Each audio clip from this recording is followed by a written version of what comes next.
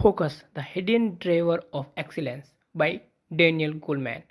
The Value of Brilliant Mind. जैसा कि हमने बताया, फोकस्ड अटेंशन के कई फायदे हैं, लेकिन इस उस माइंड का क्या जो हमेशा भटकता रहता है। कई बार अचानक से आए हुए थॉट्स भी ब्रिलियंट ब्रिलियंट आइडियाज़ दे जाते हैं। जो मन भटकता रहता है वो आखिर काम कैसे करता है, उसे समझ पाना इतना आसान नहीं है।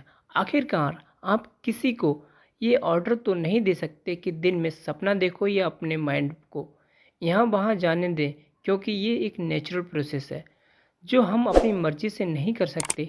लेकिन सवाल ये है कि आप अनफोकस्ड माइंड को होना बुरी बात है। बिल्कुल नहीं, ये आमतौर पर वो स्टेट है जहाँ हम क्रिएटिव जूस फॉलो करते हैं। आपके फेवरेट आर्टिस्ट और राइटर्स भी यही करते हैं। कुछ लिखते हैं या ड्रॉ करते वक्त वो अपने माइंड को एकदम फ्री छोड़ देते हैं, यानी यहाँ वहाँ जाने देते हैं। क्रिएटिविटी तभी बेस्ट तरीके से निकल कर बाहर आएगी जब कोई रूल्स या रेगुलेशन नहीं होंगे और ना ही कोई लिमिटेशन होगी। एक भटकता हुआ मन आपको सिर्फ क्रिएटिव ही नहीं बनाता, बल्कि जब आप अपने मन को यहाँ वहाँ जाने देते हैं तो आप फ्यूचर के बारे में सोच सकते हैं, जीवन के कई बारे में या अपने बारे में गहराई से सोच सकते हैं। सेल्स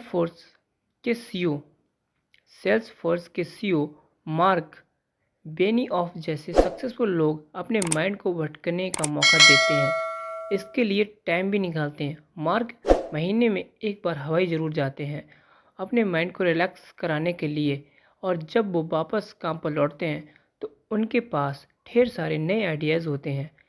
फोकस्ड अटेंशन का होना बहुत ही अच्छी बात है और कोई इससे इग्नोर नहीं कर सकता, लेकिन विजडम यानी एक भटकते हुए माइंड को पावर को भी इग्नोर मत करो।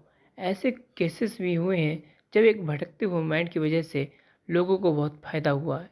जैसे एक बार एक एक्सपेरिमेंट किया गया था जहां वॉलंटियर्स को दो ग्रुप में बांटा गया। एक ग्रुप को बोला गया कि उन्हें एक टास्क पर पूरी तरह से कॉन्सेंट्रेट होना करना है, यानी एकदम फोकस रहना है, जबकि सेकंड ग्रुप को ऐसा कोई इंस्ट्रक्शन नहीं दिया गया।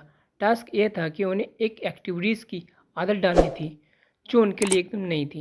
रिजल्ट के हिसाब से सेकंड ग्रुप यानी भटकते हुए मन वाले लोगों के फर्स्ट ग्रुप के मुकाबले 40% ज़्यादा फ़ायदा हुआ था, क्योंकि ये लोग ओरिजिनल जवाब दे रहे थे। ये लोग ज़्यादा जल्दी या क्रिएटिव तरीके से अपनी एक्टिविटीज़ करवा रहे थे, यानी ये लोग ज़्यादा क्रिएटिव भी थे, सही जवाब भी दे रहे थे। उन्होंने खुद को सिर्फ जवाब देने तक लिमिट नहीं किया। Fielding balance. फोकस अटेंशन के साथ साथ विजडम माइंड का होना आपके लिए फ़ायदेमंद साबित हो सकता है।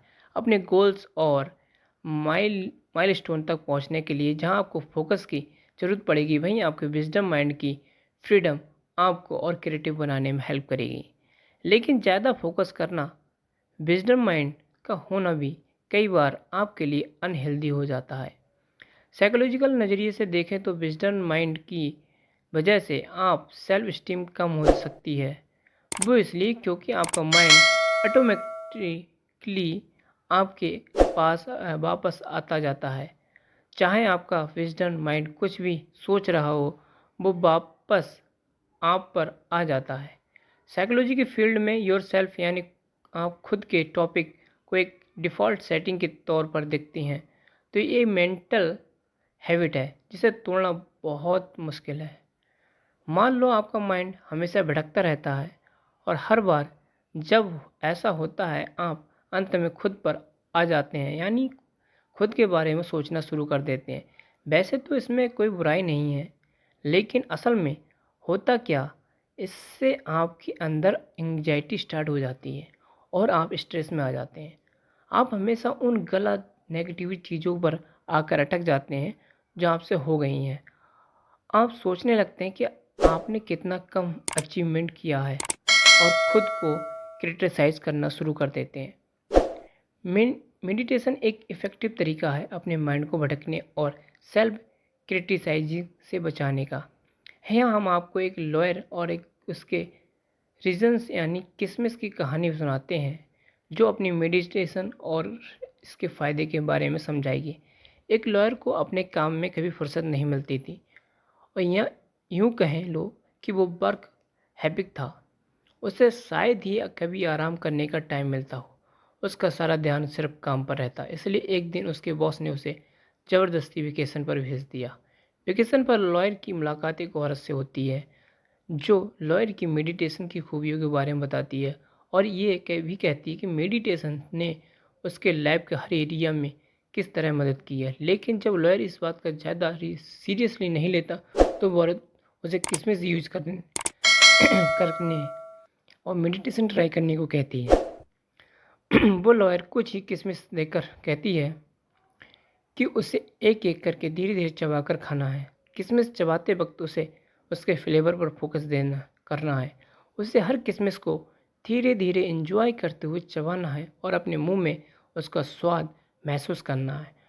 लॉयर इंट्रोडक्शन इंस्ट्रक्शन फॉलो करते हुए एक एक किशमिश को धीरे धीरे स्वाद लेते हुए चबाता। उसे ये देखकर बड़ी हैरानी होती कि उसका सारा ध्यान सिर्फ किशमिश के फ्लेवर पर था। इसके अलावा उसका दिमाग कुछ और सोच ही नहीं रहा था। इतना सुकून उसे एक अरसे के बाद हासिल हुआ था। ना उसे किसी काम की चिंता हो रही थी और ना कोई टेंशन था। वो बड़े आराम से एक ही किशमिश का स्वाद लेता खाता गया।